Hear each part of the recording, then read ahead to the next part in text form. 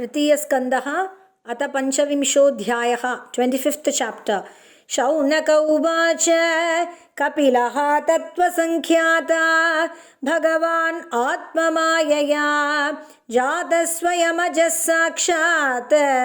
आत्मप्रज्ञप्तये नृणां न ह्यस्य वर्ष्मणः पुंसां वरिं नः सर्वयोगिनां विश्रुतौ श्रुतदेवस्य भूरि तृप्यन्ति मे असवः यद्यद्विधत्ते भगवान् स्वच्छन्दात्मा आत्ममायया तानि मे श्रद्धदानस्य कीर्तन्यानि अनुकीर्तय। सूत उवाच द्वैपायनसखस्त्वेवं मैत्रेयो भगवान् तथा प्राहेदं विदुरं प्रीत आन्वीक्षिक्यां प्रचोदितः। मैत्रेय उवाच पितरिः प्रस्थिते अरण्यं मातुः प्रियचिकीर्षया तस्मिन् बिन्दुसरे वात्सीत् भगवान् कपिलः किल तम् आसीनम् अकर्माणं तत्त्वमार्गाग्रदर्शनं स्वसुतं देवहूत्याः धातुः संस्मरति वचः। देवहूतिरुवाच निर्विण्णानितरा भूमन् असत् इन्द्रियदर्शनात् येन सम्भाव्यमानेन प्रपन्नान्दं तमः प्रभो तस्य त्वं तमसोऽन्धस्य दुष्पारस्याद्यपारगं सच्चक्षुः जन्मनामन्ते लब्धं मे त्वदनुग्रहात्। य आद्यो भगवान् पुंसाम् ईश्वरो वै भवान् किल लोकस्य तमसान्धस्य चक्षुः सूर्य इवोदितः। अथ मे देव सम्मोहम् अपाकृष्टुं त्वमर्हसि योऽवग्रहोऽहं ममेतीति एतस्मिन् योजितस्त्वया तं त्वागताहं शरणं शरण्यं स्वभृत्य संसारतरो कुटारं जिज्ञासयाहं प्रकृतेः पुरुषस्य नमामि सद्धर्मविदां वरिष्ठं। मैत्रेय उवाच इति स्वमातुः निरवध्यमीप्सितं निशम्य पुंसाम् अपवर्गवर्धनं धिया अभिनन्द्य आत्मवतां सतां गतिः बभाष ईसत् स्मितशोभिताननः। श्रीभगवानुवाच योग आध्यात्मिकः पुंसां मतो निःश्रेयसाय मे अत्यन्तो परतिः यत्र दुःखस्य च सुखस्य च तमिमं ते प्रवक्ष्यामि यमवोचं पुराणघे ऋषीणां श्रोतुकामानां योगं सर्वाङ्गनैः पुणं चेतः खलु अस्य बन्धाय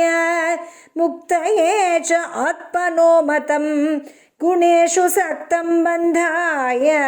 रतं वा पुंसि मुक्तये अहं ममाभिमानोत्तैः कामलोभादिभिर्मलैः वीतं यदा मनः शुद्धम् अदुःखम् असुखं समं तदा पुरुष आत्मानं केवलं प्रकृतेः परं निरन्तरं स्वयं ज्योतिः अनिमानम् अखण्डितं ज्ञानवैराग्ययुक्तेन भक्तियुक्तेन चात्मना परिपश्यति उदासीनं प्रकृतिं च हतौजसं न युज्यमानया भक्त्या भगवती अखिलात्मने सदृशोऽस्ति शिवः पन्था योगिना ब्रह्मसिद्धये प्रसङ्गमजरं पाशम् आत्मनः कवयो विदुः स एव साधुषु कृतः मोक्षद्वारम् अपावृतं तितिक्षवः कारुणिकाः सुहृदः सर्वदेहिनाम् अजातशत्रवः शान्ताः साधवः साधुभूषणाः मय्यनन्येन भावेन भक्तिं कुर्वन्ति ये दृढां मत्कृते त्यक्तकर्माणः त्यक्तस्वजनबान्धवाः मदाश्रया कथामृष्टाः शृण्वन्ति कथयन्ति च तपन्ति विविधास्तापा नयेतान्मद्गतचेतसः तयेते साधवः साध्वी सर्वसङ्गविवर्जिताः सङ्गस्तेषु अथ ते प्रार्थ्यः सङ्गदोषहराहिते सदा प्रसङ्गात्मवीर्यसंविदो भवन्ति हृत्कर्णरसायना कथाः तज्जोषणात् आश्वपवर्गवर्त्मनि श्रद्धारतिः भक्तिः अनुक्रमिष्यति भक्त्या पुमान् जातविराग ऐन्द्रियात् दृष्टश्रुतान्मद्रचनानुचिन्तया चित्तस्य यत्तो ग्रहणे योगयुक्तो यतिष्यते ऋजुभिः योगमार्गैः असेवयायं प्रकृतिर्गुणानां ज्ञानेन वैराग्यविजृम्भितेन योगेन मय्यर्पितया च भक्त्या मा प्रत्यगात्मानमिहावरुन्धे देवहूतिरुवाच काचित् त्वय्युचिता भक्तिः कीदृशी मम गोचरा यया पदं ते निर्वाणम् अञ्जसान्वाष्णवाहम् यो योगो भगवद्बाणो निर्वाणात्मं स्वयोदितः कीदृशः कति च अङ्गानि यदः तत्त्वावबोधनं तदेतन्मे विजानीहि यताहं मन्दधीर्हरे सुखं बुद्ध्या यदुर्बोधं योषा भवदनुग्रहात् मैत्रेय उवाच विदित्वार्थं कपिलो मातुरित्थं जातस्नेहो यत्र तन्वाभिजातः तत्त्वाम्नायं यत्प्रवदन्ति साङ्ख्यं प्रोवाच वै भक्तिवितानयोगं श्रीभगवानुवाच देवानां गुणलिङ्गानाम्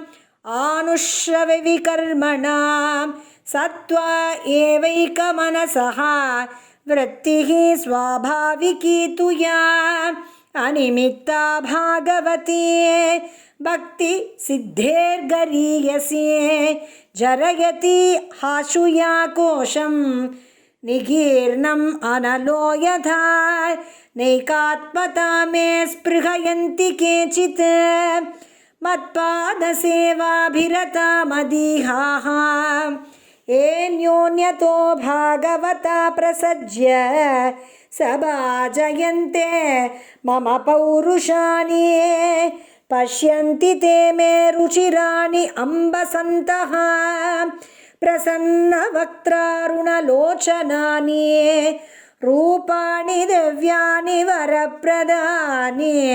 साकं वाचं स्पृहणीयां वदन्ति तैर्दर्शनीयावयवैः उदारविलासहासेक्षितवामसूक्तैः हृतात्मनो हृतः प्राणांश्च भक्तिः अनिच्छतो मे गतिमन्वीं प्रयुङ्क्ते अथो विभूतिं मम माया विनस्ताम् ऐश्वर्यमष्टाङ्गमनुः प्रवृत्तं श्रियं भागवतीं वा स्पृहयन्ति भद्रां परस्य मेते अष्टुवते तु लोके न कर्हिचित् मत्परा शान्तरूपे नङ्क्ष्यन्ति नो मे अनिमिषो लेडिहेतिः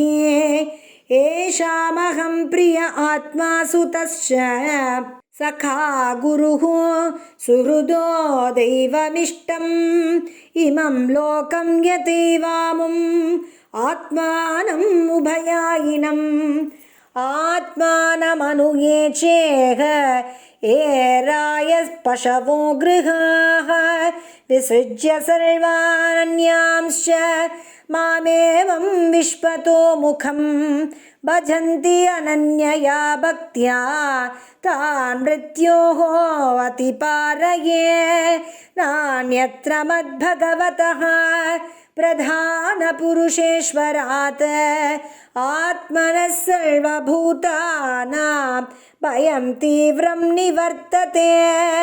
मद्भयाद्वाति वातोऽयं सूर्यस्तपति मद्भयात् वर्षतीन्द्रो दहति अग्निः मृत्युः चरति मद्भयात् ज्ञानवैराग्ययुक्तेन भक्तियोगेन योगिनः क्षेमाय पादमूलं मे प्रविशन्ति अकुतो भयम् एतावानेव लोकेऽस्मिन् पुंसां निःश्रेयसोदयः तीव्रेण भक्तियोगेन मनोमयी अर्पितं स्थिरम् इति श्रीमद्भागवते महापुराणे पारमहंस्यां संहितायां तृतीयस्कन्धे कापिलेयोपाख्याने पञ्चविंशोऽध्यायः। श्रीहरये नमः श्रीहरये नमः श्रीहरये नमः। गोपिका जीवनस्मरणं गोविन्दा गोविन्दा।